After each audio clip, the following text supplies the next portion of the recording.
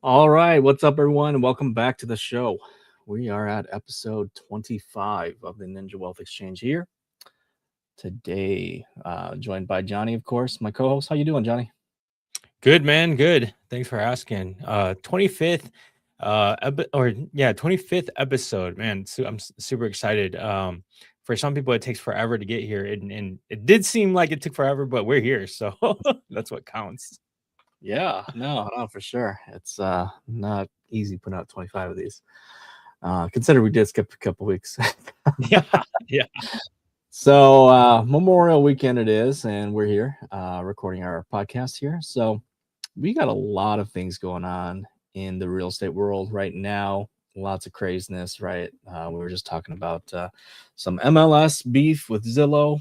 Um, hmm hmm but we're not here to talk about the real estate agent business, the things in the back here. So we're really trying to, inform you guys, consumers, about what's happening out there. So, um, what are you seeing out there in the real estate market? I mean, there's a lot of stories, headlines, noise. What kind of headlines are you seeing? Dude, I mean, I'm seeing all kinds of headlines. I'm seeing stuff like interest rates is going to be super high, and then I'm also seeing interest rates are going to drop, right? Because you Really? have the change in the Fed guy, and then now you got it like inflation increasing. There's like so much going on. In addition to that, you got economic uncertainties. You got people telling you that foreclosures are coming. There's all kind of news out there, so much noise, job loss to global crisis to, I mean, you name it. There's just so much going on. But what I do know, being in the industry, is that there are some changes that have taken place recently, and I think it could be good or bad for you. And I think that some people will take this as an opportunity, other people will take it in a different direction. So, what have you been hearing, man? Yeah, I mean, I've been hearing a lot of the same things, right? I mean, at the beginning of the year, right, when we did our predictions, a lot of people predicted that the rates through 2026 would be like closer to 6%. Uh, Mhm, right? mhm. And it did get there. It did get there a lot faster than we expected, right? Yep, yep. So I think it hit that mark around end of February, late February, right? It got Yeah. below that 6 mark. Everything was looking great. Buyers are coming out of the woodwork, and applications were being filled out like crazy, right? Mhm. Um, and then came March, right? And in the middle of Yeah. March, somewhere in there, all of a sudden this conflict in the Middle East came up, and Yeah, yeah, rates started ticking up along with gas yeah, prices, right? And yep. man, now I'm seeing all sorts of headlines just like you. I'm seeing like, yeah, foreclosure waves are coming. Supposedly the crash is coming. Don't buy, right? So, and like you said, there is a new Fed chair coming. Um, Mhm, can mhm. he actually do wave a magic wand and make the rates go down? I don't think so, right? I, I mean, it's tough. It's a tough place to be in as the Fed chair, right? so I mean, the thing is that what we know, or what I know anyways, is that from the finance perspective, because we're both in the mortgage industry, we're seeing rates increase, right? That usually means that banks and institutional lenders are um expecting that the rates will increase, right? And so now it doesn't say that they're right? Because there's been times where they thought it was going to increase, and they increased their rates, and then when the Fed meeting came out, you've seen a drop in interest rates because the Fed's actually either held steady or reduced the rates, right? So we don't know exactly what the new guy's going to do. However, right now, like I just recently quoted someone, and I quoted at a 6.5, and then I was looking, and the following day it was like at 6.75, and I was like, man, if you haven't locked in already, um now might be a good time. yeah, yeah, If you can't that's deal with the volatility, right? right. If you can't deal with the ups and downs, right? Mhm, mhm. And so yeah, kind of like we mentioned earlier, like in February is as low as 5.8, and just recently now, I mean, we're quoting 6.75. So Mhm, um, mhm. it's almost a full point increase, right? Yeah. Yeah. It's But crazy. It's crazy. yeah, In less than a quarter, right? Or approximately a quarter of the year, you saw the rates change. yeah, We saw them go up a few years ago after COVID, right? But we thought that this was coming to a norm. At least I thought it was, and I even thought that the rates will go down. The expectation is that the new guy comes in, rates will go down. But there's just too much. Like I looked at inflations recently, and inflation mm, numbers are high. So what do you do, right. right? Yeah, yeah, he's gonna have a quite the job that he's inheriting, right? So, um, Yeah. yeah, but that's not the full story though, right? I mean, rates No. like we saw already, the rates can drop quickly and they can also go up just as fast. So who's to say that they won't come down quickly? Especially if there's some kind of resolution that does happen pretty soon here in the global crisis. If we can somehow ease energy costs, right, and global Yeah. tensions, things Yeah. could improve drastically. Who knows, right? So, I mean, I heard an MOU was issued recently, so that was just on the news or something, oh, what is that? saying What that is they MOU? kind of came into an agreement or an understanding, right? Oh, really? Memorandum of understanding, yeah, Really MOU. So, um, yeah, interesting. I think hopefully they can come up with a solution and they can open back up the strait. They can decrease the prices of gas, which then decreases the price of everything else. By the way, I just went and did an oil change and it was over $100. And I was like, holy, that's expensive. It's like Like 150 bucks. full synthetic or regular? So my car does take synthetic, right? It's a 2021 Toyota Okay, Camry. That's what I fantastic. drive. I don't drive the Tundra, right? Not like me. Oh. Yeah, me. All right. No, yeah, yeah. That's the other thing I heard is that petroleum or right, car oil, right, is the cost of Mhm. that go up, right? So that's what I've been hearing as well. So, but of course, these aren't the full stories. I mean, can how's inventory doing? Inventory. So, my market specifically is changing, right? So Mhm, what mhm, I'm seeing is that there's more inventory, right? yeah, There's I know the national average year over year says that, increased by 4.2%. However, like in my market specifically, I've been seeing a larger increase. I'm in the Twin Cities, which is Minneapolis, St. Paul, which is a metro area. So we're seeing an increase in inventory, which also means that prices are coming down a little bit, right? So mm, mm. I think it's probably a good time to look at prices, like everybody, I don't always agree with, date the rate and marry the house rate. But I mean, if the price is right, Yeah, I mean, speaking of prices, though, I mean, nationwide, the median price is up actually, 417,700, Mhm, right? mhm, mhm. So even with all the things going on, I mean, there isn't really a price crash, right? Anything's No. expected actually, um, No, there's even here in the Twin Cities, prices have gone down a little bit, but they mhm, they aren't crashing prices, right? They're just a small yep, reduction, what we would probably consider rebalancing, right? yeah, So, it and it I my thoughts are is that it's at least affordable here, right? Where there are some cities that, the houses just aren't technically affordable anymore.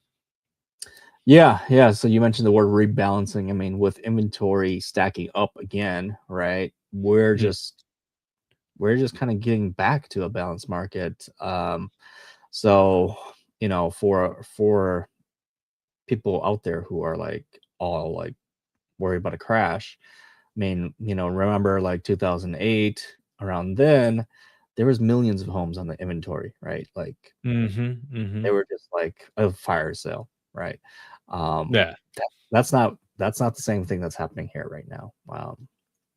No, no. I mean, it's like I said on the last podcast, I believe it was the last podcast or one before it.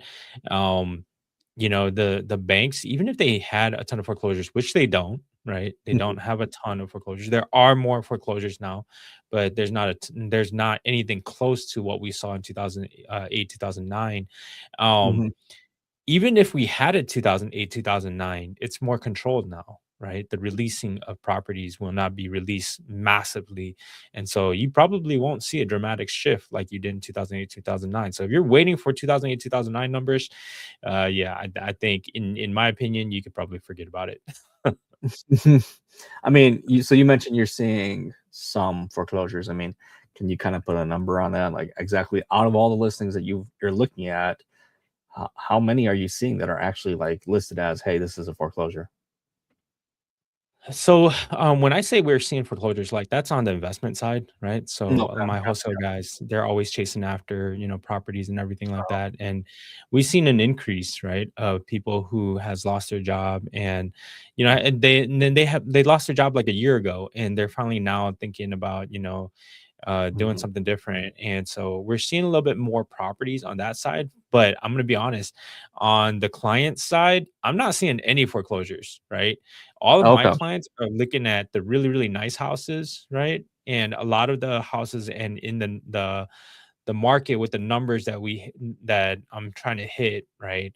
Most of my clients aren't looking at foreclosures. They're not looking at, properties that are going under. And, with equity being so high right now, I don't see that even if foreclosures came, right, people could probably sell it a little undervalued and still make their money and pay off their mortgage, right? So I don't think it's going to be the same type of foreclosure as in 2008, 2009, because back then the value dropped so significantly that people were underwater. The values increased so fast, so high that everybody became underwater. But right now, because the different things that were put into place, plus like back then we were doing, I talked about it before, 125% LTV, loan to value. So Yeah. when you're doing that kind of stuff, you see a negative equity on as soon as they buy it, the house got negative equity, right? So of course they're going to drop it. But right now, if you have a house and even if you're not paying on time and you got like, I don't know, minimum 40% equity, you're probably Mm. just going to throw it on the market, put it listed under a lower price, and you'll sell it before it actually goes through foreclosure, right? So, Yeah. No, those um, are really good points. yeah, Yeah. So definitely. So I mean, just to back up a little bit to clear things up for people watching. I mean, so you mentioned more like you and the investors, your investor friends, you guys are seeing a lot more pre-foreclosure activity.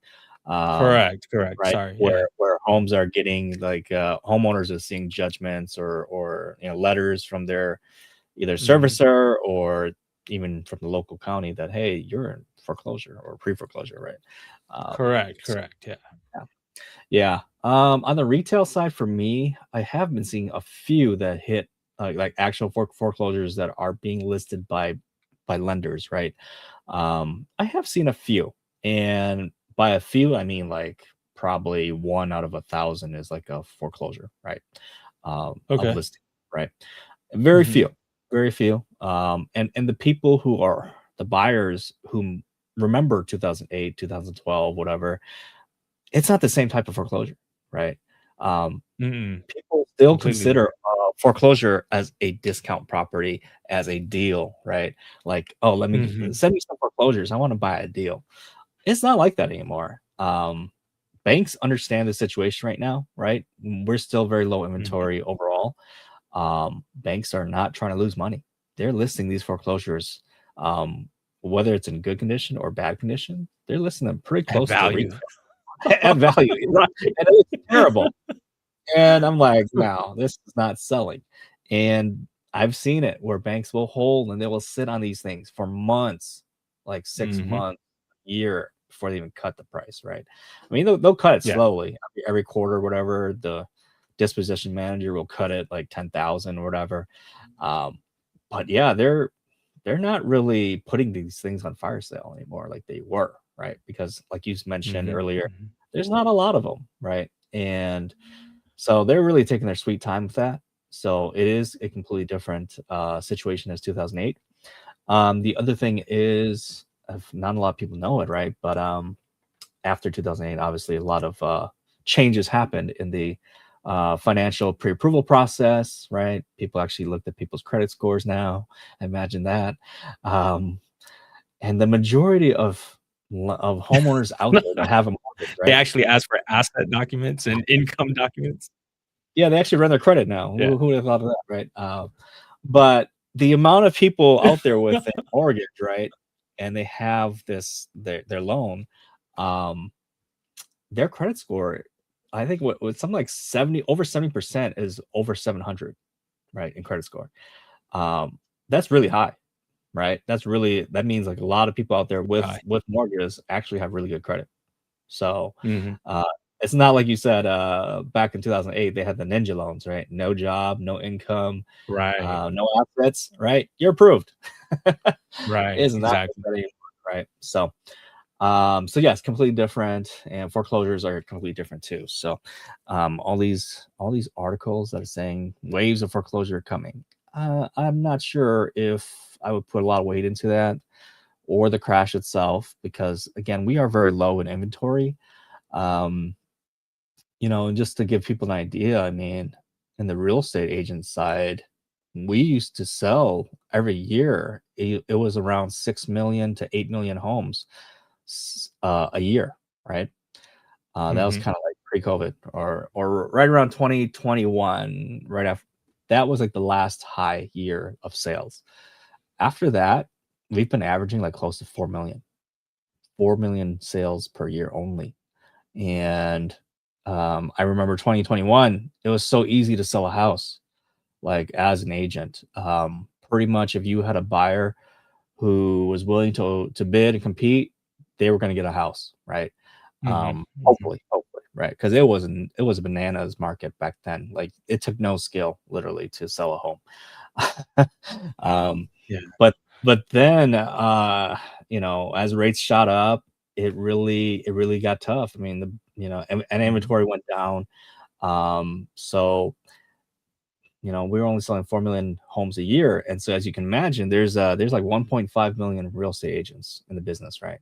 Um, and if you're selling 2 million less homes, that means a whole lot of agents aren't selling.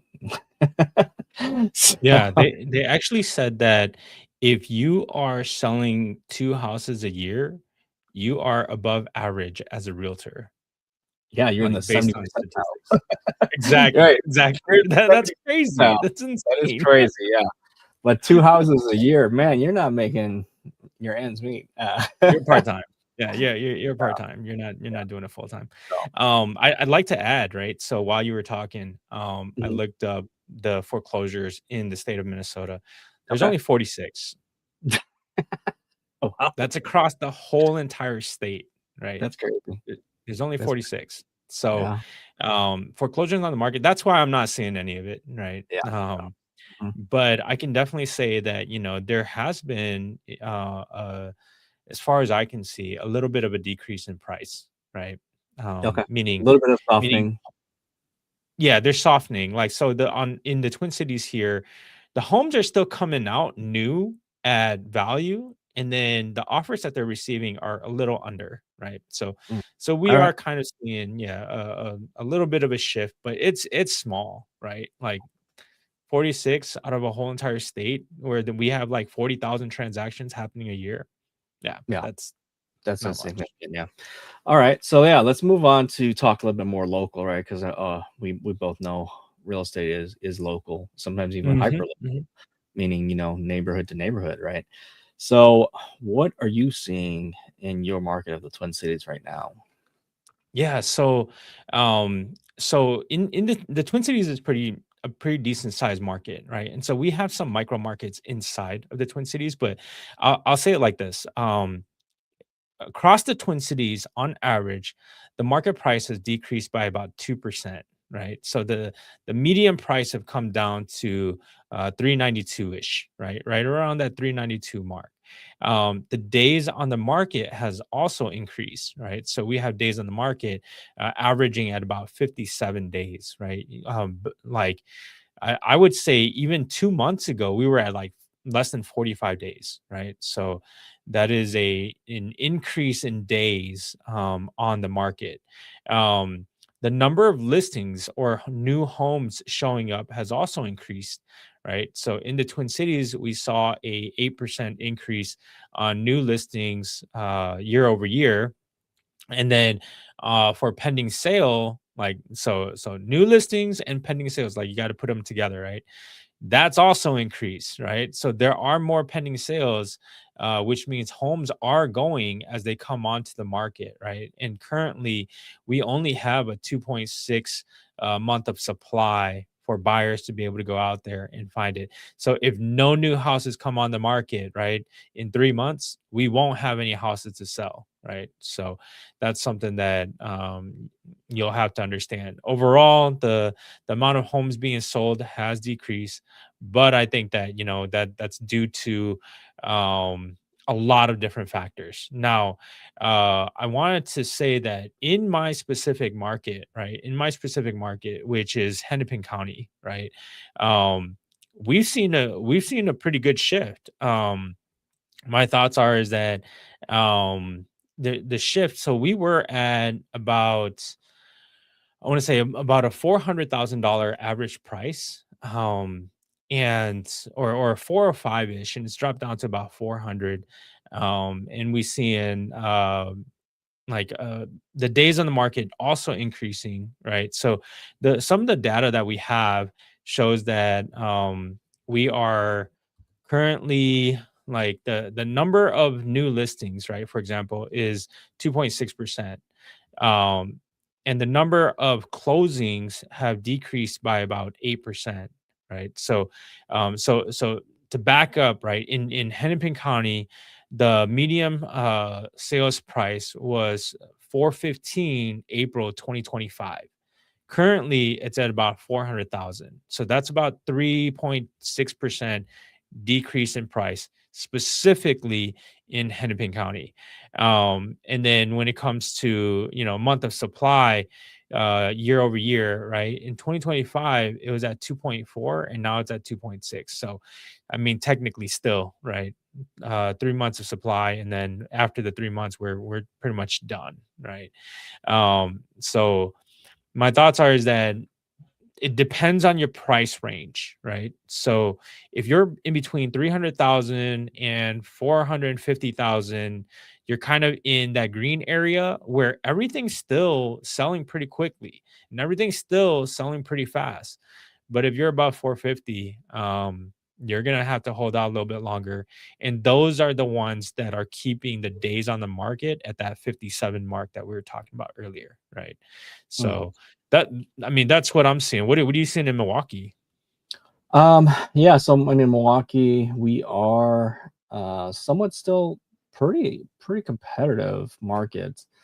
Our Nice. month of supply is a little bit lower. We're like around 2.2 in the Milwaukee area. Um, if you're looking at just like the city of Milwaukee proper, I mean, the median price is like 235,000, which is Okay. 7% increase from last year.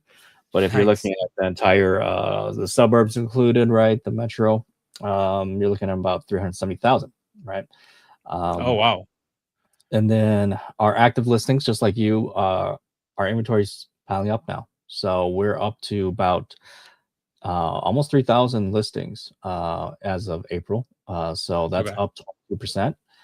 Um, our days on market are also climbing too, though, right? So not like as long, not as we're like about half of what you guys are. We're at 26 days on market, which Dude, is that's like super short. almost super short. Yeah, 18% increase, right?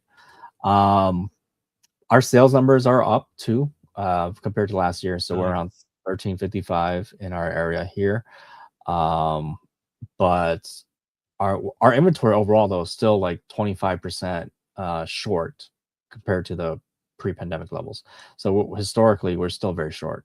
Um, but yeah, that's kind of what I'm seeing here.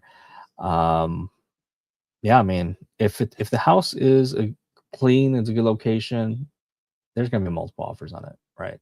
Um, That sounds like it.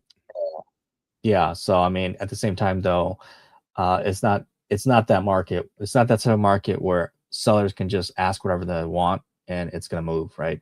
You have to be strategic about it, um, right? Because if you list it wrong and your house sits, buyers are gonna be like, dude, what's wrong with this house, right?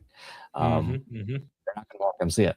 So, you know, it's still a good market for sellers, but you have to, respect the market and play it Yeah, correctly, right? So, yeah, yeah. absolutely, absolutely. All right. So, now that we bored everybody with all the data, right? So, I guess what do we do with this data, right? Does it mean that people should buy now, or should they wait?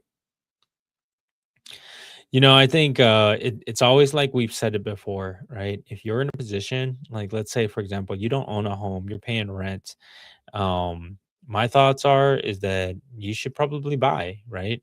If you're gonna wait for rates to drop, or if you're gonna wait for inventory to increase, or you're gonna wait for something to happen, there's gonna be something else that's gonna probably take place, right? And so, you know, could rates dip? I think it's totally possible, but it could also go up, right? Mhm. And like for all of my clients that they were waiting, like, look, I had a client that has been waiting for a year, right? He's like, oh, it's just not the right time. It's not the right time. I have a lot going on. And prices in the Twin Cities, although it says that it hasn't increased, his price range has, right? And Mm. so because his price range has increased, the cost of purchasing has increased by over $500 a month. And he's like, Johnny, like, this is ridiculous. And I was like, yeah, I mean, we had this conversation a year ago. And he's like, man, like, if I don't do something now, I won't be able to do anything at all.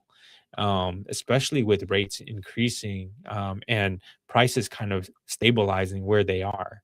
Um, so that's my stuff. So basically what I'm saying is that, if you are for waiting, right, and you're Mhm. expecting the rates to dip, you're expecting more inventory to come, and you're expecting less pressure from the buyers, I don't know if that's going to come. And then if you're against waiting, right, then or like my thoughts are is that if you're against waiting, then you'll probably just buy as soon as you can, right? And for the right purposes. Usually, the reason would be family change, right? What is it? We talk about the reasons life changes, right? Yep. That is going to make you make decisions. So, for example, divorce, death. Um, Diapers. what was that? Diapers. Yep, diapers, more babies. Diamonds. All, what I missed that. Diamonds. What is diamonds? Yeah. Yeah, The four yeah, Ds. The four. yeah. Yeah. So if you have, I mean, if you have those things, right, you're gonna make a decision based on what your needs are. If you only have a one bedroom apartment and you all of a sudden have twins, yeah, guess what? You're probably gonna be buying a house soon. Um, And if that's not the case, right? If that's not the case, then you can always make a decision to go and rent, and that's totally fine too. But when you're renting, then of course you're losing the money too. Now there is a balance to where renting is a good idea. Where it's cheap enough, you can save up, and you'll probably save up faster than if you were to buy a home. There is that possibility, but if that possibility is not there, then of course I recommend buying a house, right? So I think you don't just look at what the market's doing, look at what your specific needs are. And if your needs are to buy, then buy. Now, there of course is those that are super wealthy, right? And those guys are going to buy all the time, right? It doesn't matter what the market's going to be like. They're just going to Rich people buy. problem. Rich people Right. problem. They have to. They have to. And in fact, if the price of homes go down, they're just going to buy more. Like I, cuz I they have wouldn't to know how off that feels. You got to tell us how that feels, Johnny. whatever, dude. Oh, okay, Yeah, okay.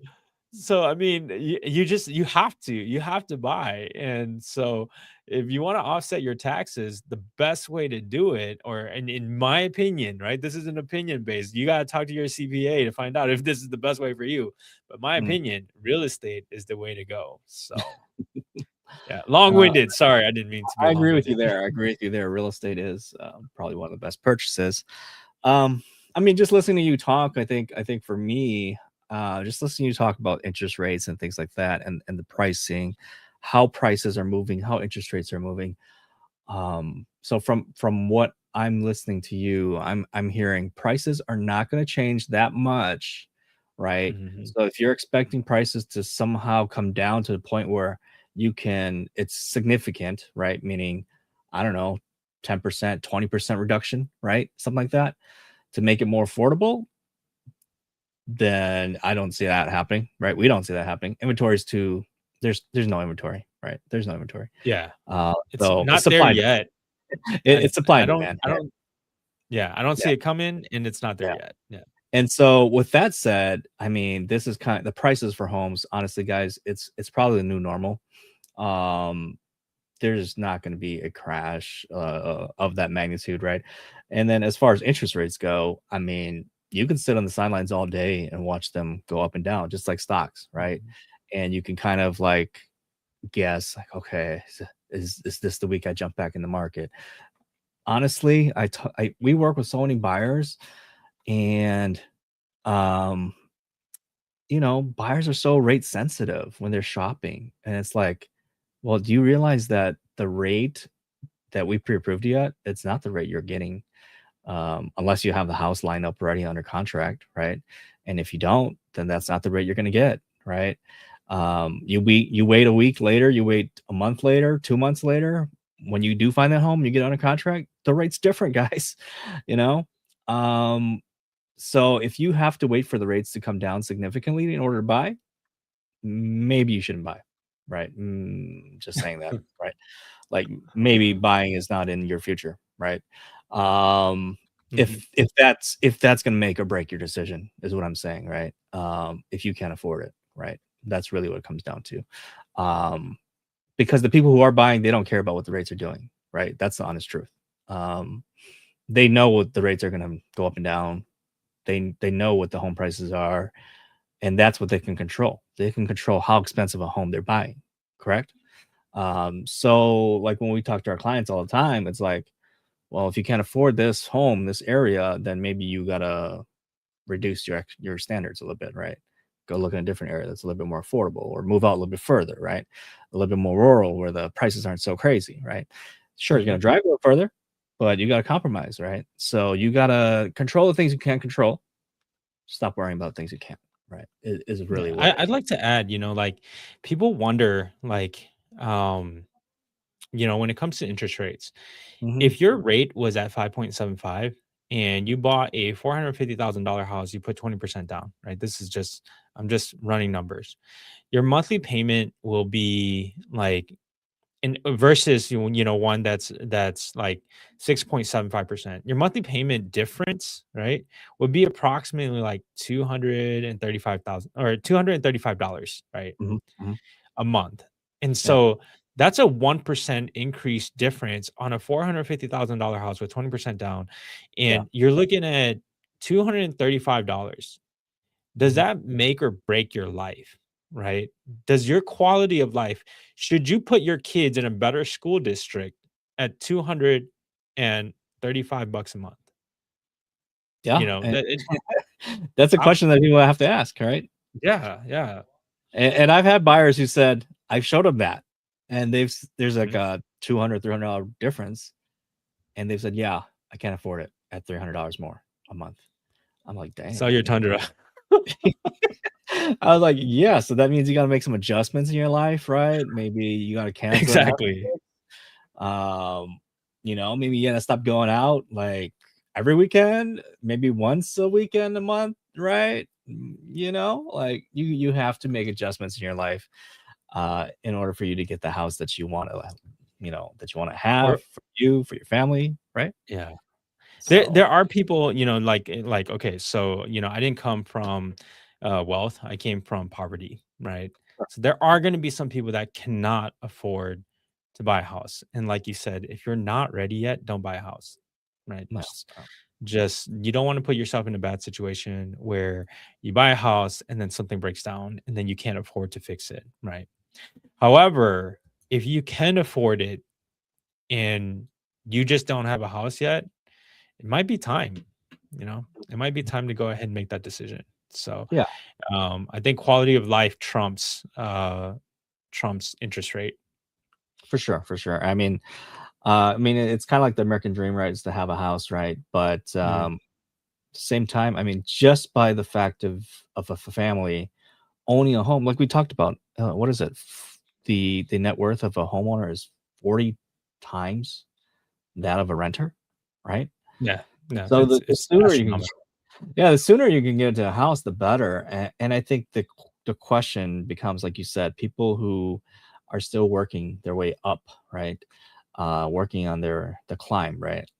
They may have a good enough job where they make good money every month, right?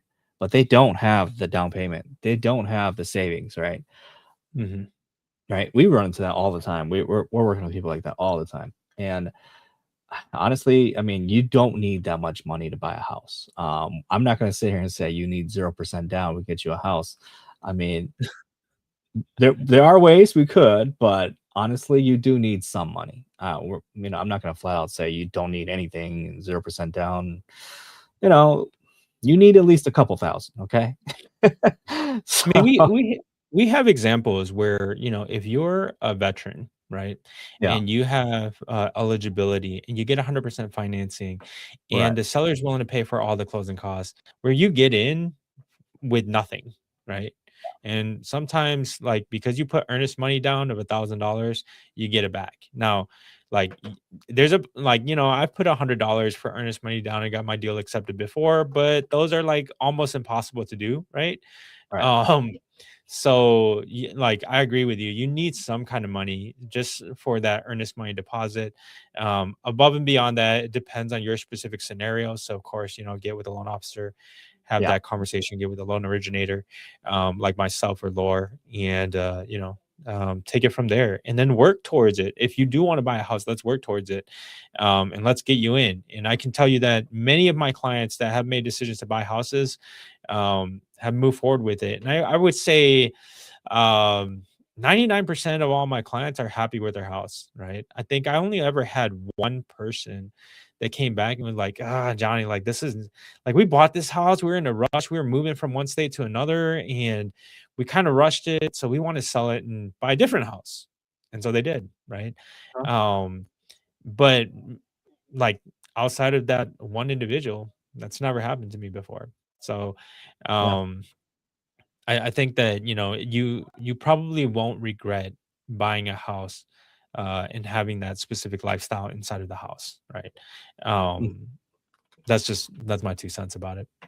Yeah, yeah, and a lot of times, I think it's just expectations, right? I mean, obviously, everybody wants the best house, but you kind of do have to realize that everybody's situation is unique, and if it's a Mhm, good enough house, good enough location that works for you, and you're comfortable with that, get it, right? mhm, Um, and speaking towards the people who are more, not that high finances yet. I mean, there's lots of great programs out there if you qualify, and if those programs still have grants available, right, Johnny? mhm, mhm, Just because they run out quick, right? Just the one in yeah, Minnesota, I saw somebody was a couple people were posting it up like crazy, and then all of a sudden it ran out, right? Money ran out. yeah. Um, it was So, like 94,000, 95,000, something ridiculous. yeah, in Ramsey County. Yep, Yeah, yeah, yeah. yep. So I mean, if you weren't prepared and you weren't talking to a LO like Johnny already, and getting yourself qualified to be in the program, and you heard about last minute, well, too late. I mean, application money's gone. So you know, There look, there's tons of different ways that, like, look, here in Minnesota, we have Minnesota Housing, right? And Mhm, Minnesota Housing always has um down payment assistant loans, right? So if you don't have the money, you can get an additional loan, assuming you qualify, right, to help for the down payment and the closing costs. mhm, Now, not always is it going to cover everything. So of course, like you said, Laura, you should have additional funds. yep. But I think that if you can save up about $10,000, right, you're probably going to be pretty solid, right? Oh yeah, Here in the Twin Cities, yeah. you're going to be No, pretty solid. I think yeah. I mean, even Milwaukee, 5,000 would probably do it. honestly. Like minimum, if minimum you could put up 5,000, you should be all right. And of Nice. course, you're not going to be buying like a $300 a house at that much, but you know, Right. You can get um, in. That's what you we're can get saying. it. Right, Mhm. right. And we do have lenders out there right now that I have a lender that can, just like you said, they will fund your down payment and your closing costs, right? So it'll Nice. be like Nice. a second, right? A second loan on top of your first loan, right? And of course you have to qualify. So that's kind of the hardest part is just qualify. And once you can qualify, then you're good to go. Yep. Um, One of our other lenders is offering 1.0 buy down, right? So meaning Mhm.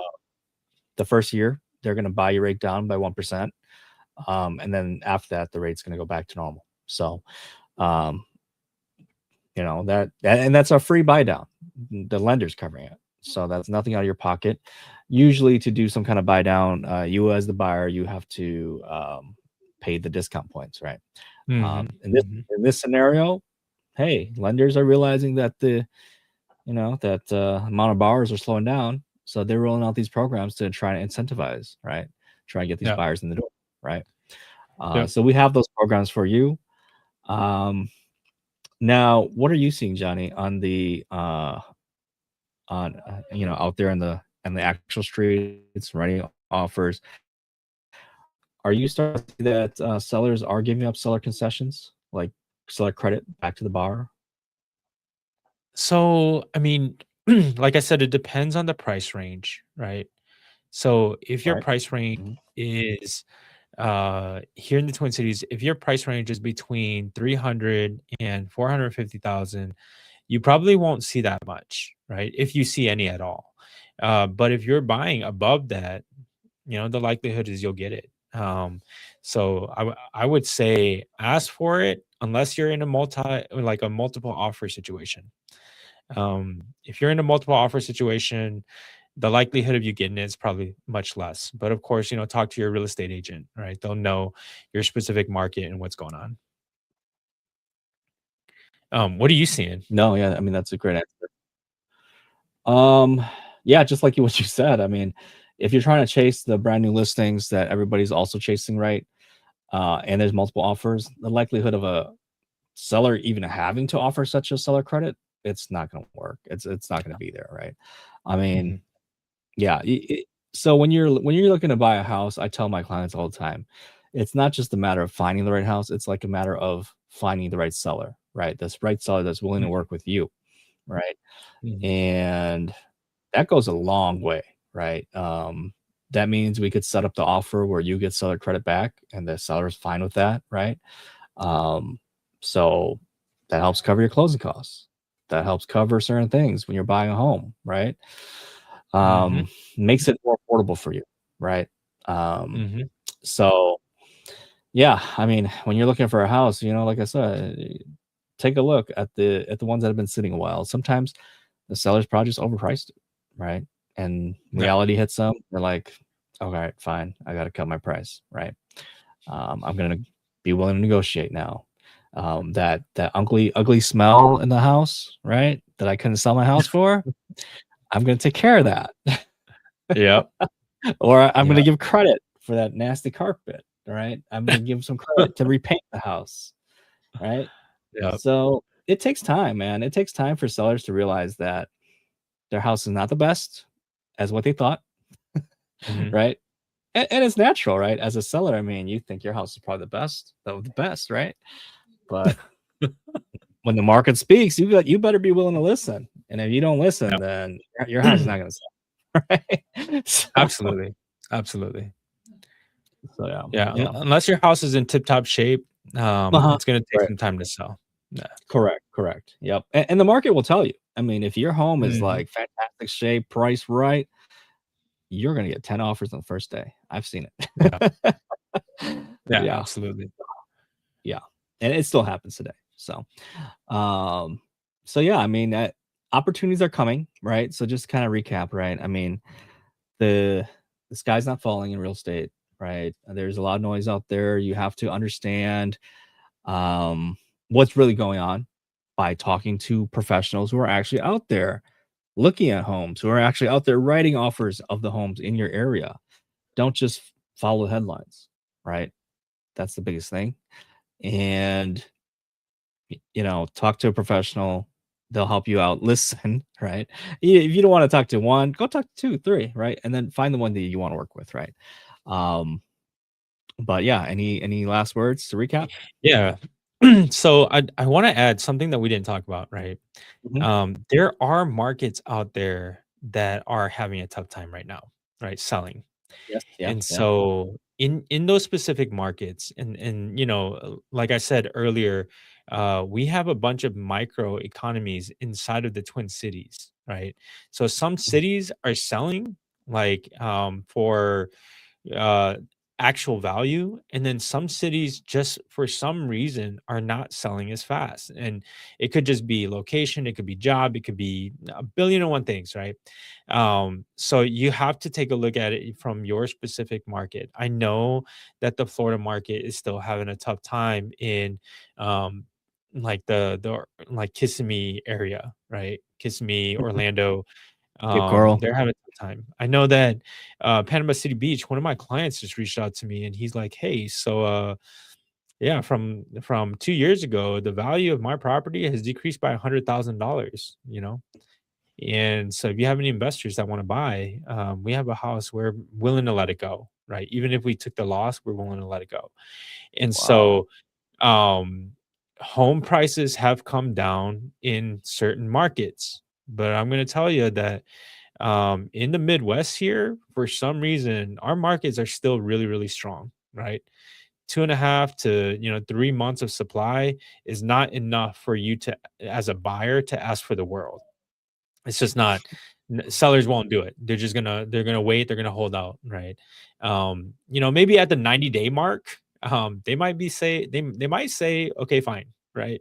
But um those deals are hard to come by because houses are selling within that 2.5 month window. So Mhm. you probably won't see it in our market anytime soon, especially with being here in the because we're in the upper Midwest, right?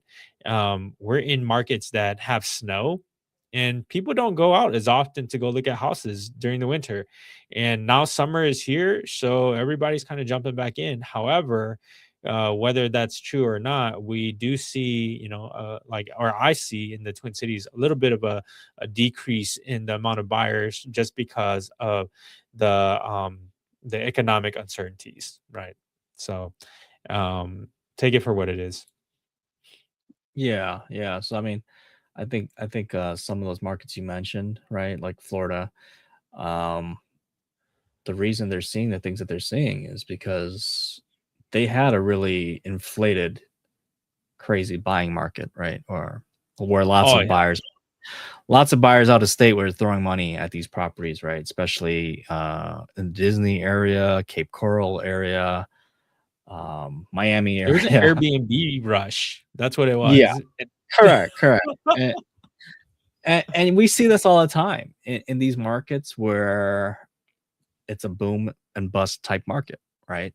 And so when the buying's good, prices are going to be good. But Mhm. when it's in the bust cycle, well, a 10% correction over there is pretty normal. Right.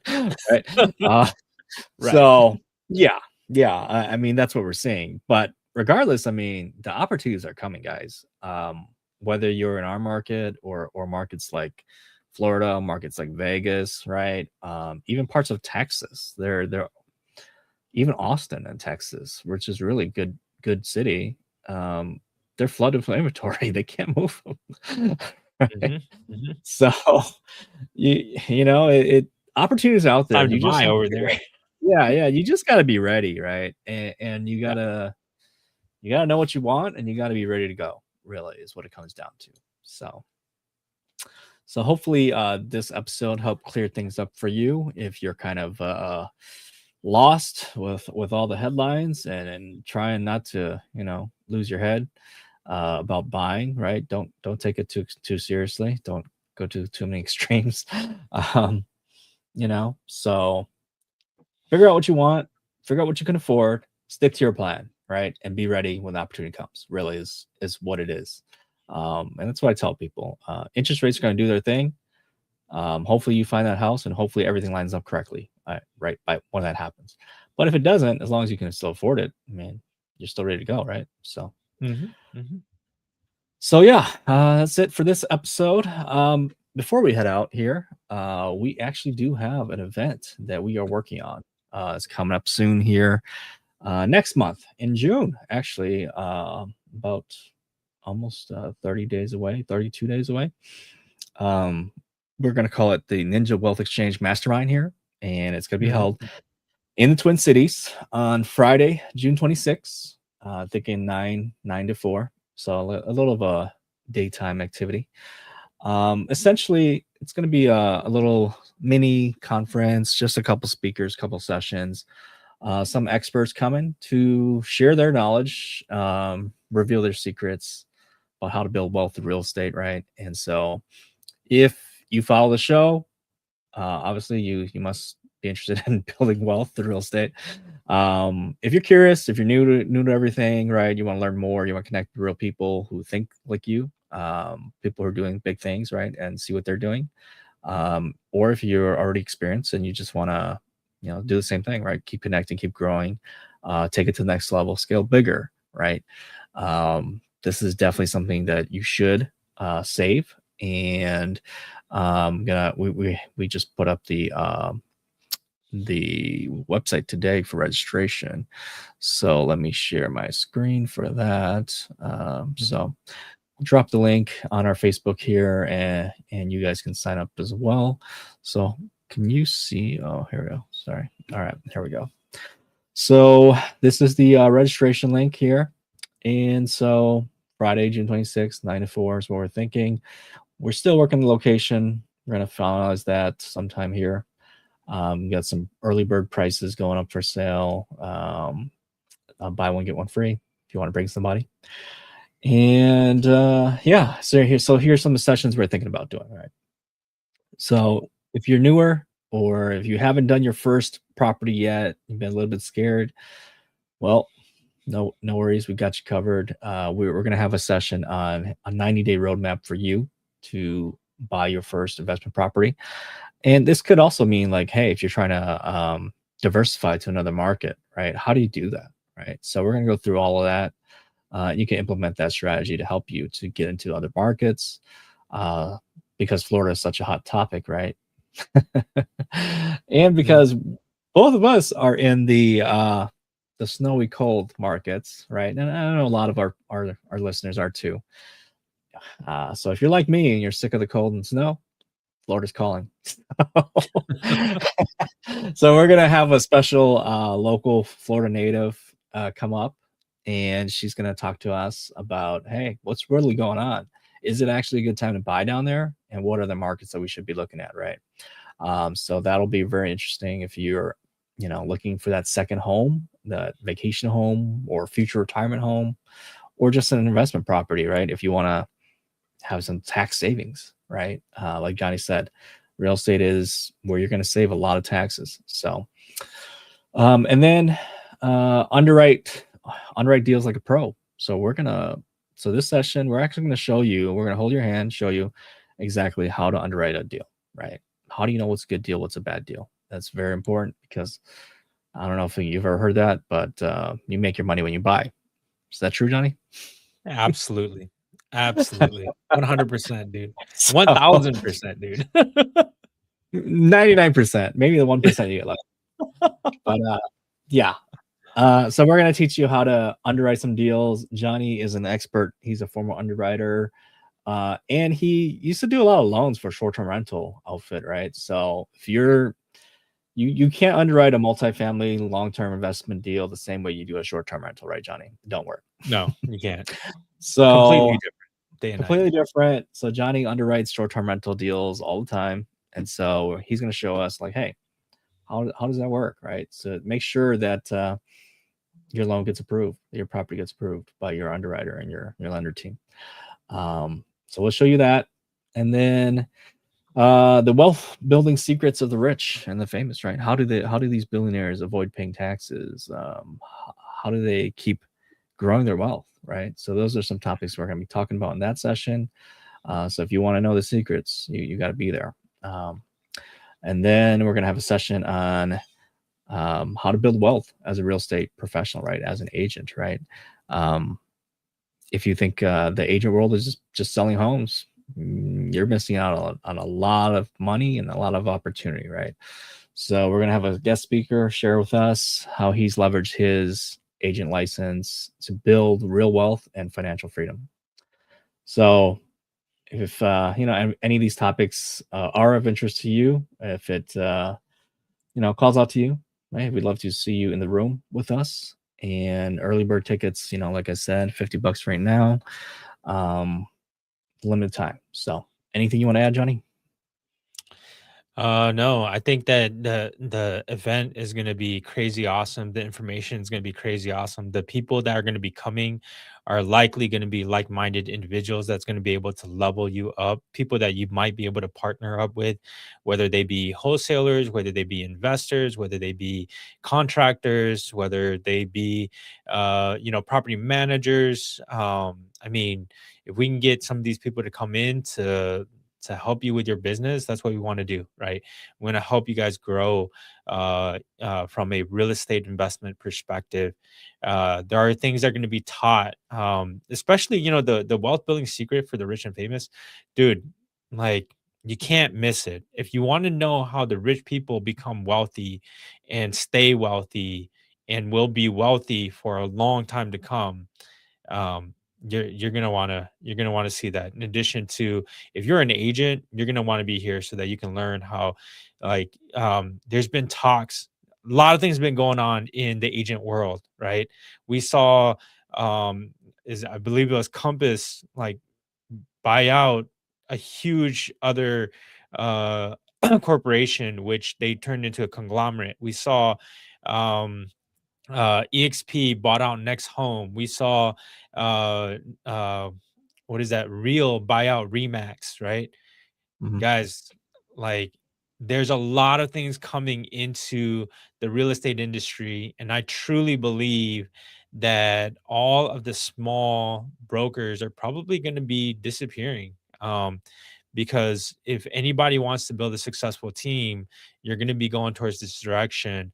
I've seen a lot of, like, even like within the last couple of years, I used to be with a company called uh, um, Realty Group, and they merged with a company called LTP, which is a rev share based system, right? So we have all of these new organizations that are buying out all of these current organizations, and this is like LTP and Realty Group. Realty Group is a small firm specifically around here in the Twin Cities. They're massive here, but they're really, I think they only have one or two other markets.